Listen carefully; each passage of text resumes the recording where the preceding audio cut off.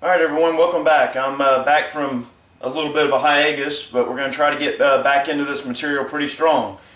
Today we're going to be maintaining a Wasser 10 AK47 variant, but the disassembly techniques I'm going to use on this rifle are going to be pretty much the same for just about any Kalashnikov variant. I'm going to do basic field strip first, and then we're going to go ahead and take the fire control mechanisms out. If you're wanting to take the fire control mechanism apart, you're going to need a few basic tools. You're going to need a hook, kind of like this, a dental pick with a hook on it. You're going to need a flat nose punch, like this. It would help, if you're going to be cleaning your trigger group really well, it would help to have some of this copper-based anti-seize lubricant. Pretty much the same stuff that they put on Glocks from the factory. A small flashlight helps. Alright, some Ballistol, your set of screwdrivers, of course, your driver bits, and if you've got one of the Wasser 10s that has like the little almost like bent paperclip looking access pin retaining wire in there, you want to go ahead and pick yourself up one of the Tapco L-shaped retainer wires before you take the fire control mechanism out, because it's a real pain in the ass to get that bent paperclip wire back in there. Now why Century doesn't do that, I don't know, but for the purposes of today's disassembly and reassembly of the fire control group, we're going to be using the Tapco L-shaped retainer for reassembly. I think it's a vast improvement. It keeps the access pins from walking out on you. Let's get started. Okay, AK47. Field stripping is accomplished rather easily. This is your safety right here, this lever. Up is safe, down is fire. Go ahead and remove the magazine by rotating this paddle forward. Alright, that removes the magazine. Set it to the side, you don't need it. Pull the charging handle right here to the rear thusly. Inspect the chamber. Alright, there's nothing in it, it's empty. Go ahead and this tab on the back of the machinery cover, go ahead and push it in with your thumb all the way. Lift the machinery cover off. Notice this is one of the second generation ribbed style machinery covers that has the ribs to add strength. Set it to the sides, you don't need it. Your recoil spring and guide rod assembly, push forward, lift up, pull out. Okay? The bolt carrier and bolt assembly, pull all the way to the rear, lift up, pull out.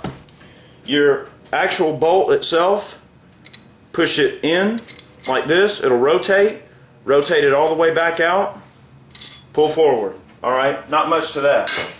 For the fire control mechanisms, I'm going to try to change the camera angle to get a lot better angle, because I realize the lighting's probably not the best in the world, but this particular aspect of the disassembly's incredibly simple, so I don't think you guys will have any trouble following this. Alright, to get the actual gas tube assembly off, take this lever right here, pull it upward all the way. You'll see it sort of line up flat with the this block itself. Pull up. Alright, if you ever want to take the actual wood off of this, all you have to do is rotate. It twists right off. We're not going to worry about that. Okay, we've got to this section of the rifle, the forestock and everything. You can go ahead and remove your cleaning rod. Just basically pull out on it and rotate, pull out. That's your cleaning rod. It is threaded on the end. Alright, the forestock itself, go ahead and take your small punch I told you about earlier. Just grab in there, lift up without scratching the barrel or anything. Rotate that all the way forward.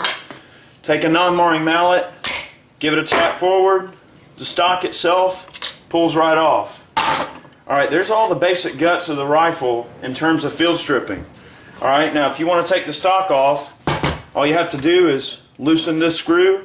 The stock pops, actually both of these, there's two right here. Loosen those, the stock pops right off. Same thing for your sling swivels and things, just two screws holding that on. The grip itself is held in by a long screw that goes into this block in the bottom of the receiver. I'm going to try to change the camera angle here, and we'll see if we can move on to the fire control components.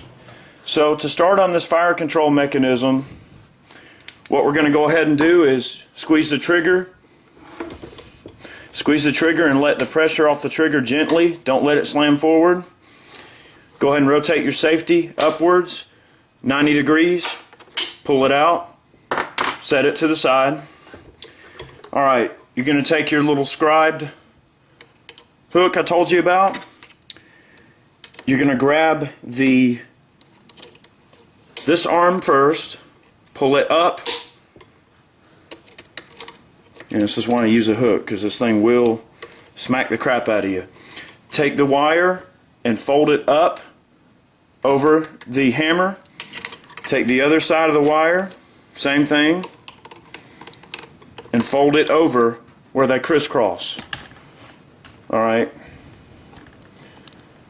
See how I've got that arrangement? So now there's no pressure on this, it just moves. Okay? Alright, I know this is going to be difficult to see. I'm trying to make this as easy as possible. But that's what I was talking about with the little paper clip shaped retainer. It's basically just a bent paper clip. It loops around the notch on this axis pin that holds the trigger in, or the hammer, I'm sorry, and then it goes under the axis pin that the trigger is held in by. Okay? So we've got to basically take and compress that one end of the spring itself so we can get the axis pin out. So let me do that, and I'll try to get this filmed as best I can. Okay, it's going to be very difficult to show because I'm working around the camera. But that axis pin in the rear that I showed you earlier that's got like basically the bent paper clip spring on there, all I've done is I took it and I used the flat part of this punch and this hook to compress it and slide it out of the little ridge that it holds, that it sits in to hold the axis pin in. So now to get the rear axis pin out, all I've got to do is push that pin itself and it comes right out. Alright, grab the axis pin, keep it in a safe place. Now of course that little bent paper clip deal is going to kind of pop when you pull it out. That's not a big deal because like I said, we're using the L-shaped retainer that we got from Tapco to replace it. Alright, the trigger mechanism, all it does, you lift up, pull it out from the rear. Okay, now on this particular design, the trigger is actually held together with the axis pin itself, which is not a big deal. You've got all these three components right here. Now on a Tapco trigger group, it comes with a little roll pin that actually stays in there, and when you pull the trigger out, it comes out as one big unit. Set these to the side. Now at this point with the trigger, if you want, you can polish some of the engagement surfaces while you have it out, and you get a little bit better trigger pull. But don't expect, grossly better trigger out of it, okay? Because, I mean, it's not really going to improve it that much. Just going to make it a little crisper. Alright, let's get the hammer out. Before we mess with this hammer anymore, I've got a small bungee. We're going to take and wrap this thing up. Actually, should have wrapped it up initially, but not a big deal. Because if those wires come loose, they will hit you, and it does hurt. So, we got that wrapped up. All I'm going to do is I'm going to get in here, and I'm going to have to bend this retainer a little bit to get it to get off of the notch, which is not a big deal. It's just, alright, see how I pushed in on it? I know you're not going to be able to tell, but it's actually coming. I've rotated it, and I'm going to push it off from the rear, like I'm doing right now. Yeah, there she is. Alright. This unit right here is garbage. Get rid of it and replace it with something that's actually, going to serve the purpose, okay? I mean, this is not a bad unit for what it is, but over time, your axis pins actually can walk out with a weak system like this, and you don't want that, especially if you're trusting this thing for life and liberty, okay? So we're going to chunk that in the trash, or you know what, better yet, just for utility, I'll keep it laying around just in case. Alright, now, with that retainer out of there, what I can now do is take my flat nose punch. Okay, so with our actual wire retainer out of the way, we can go ahead and remove this forward axis pin. We're just going to hold the hammer, give it a little pop. That pops right out. So there's our forward axis pin. Set it aside. You don't have to worry about keeping the axis pins in any particular order because they're both interchangeable. Alright, take the hammer, rotate it a half a turn. There's your hammer. And notice I've got it wrapped up so it won't pop apart.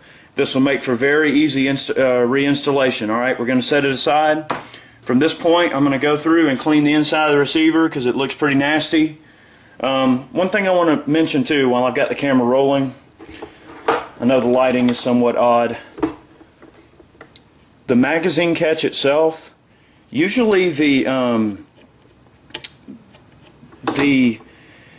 stake that goes through the magazine latch is flanged on one end. So don't really remove the magazine latch unless you really have to, because it is a real booger to get back in there. And, you know, if you don't have the proper staking punches to really flange that piece back out when you get it out, it'll really be a pain in the butt because it'll walk out on you, it'll jump out, and it's basically just embarrass the crap out of you at the range, and it'll be just a giant frustration. So don't remove that unless you have to. That's pretty much it. This thing is stripped. The inside of our receiver is empty. Alright, we got everything out of there, but you see it is pretty nasty.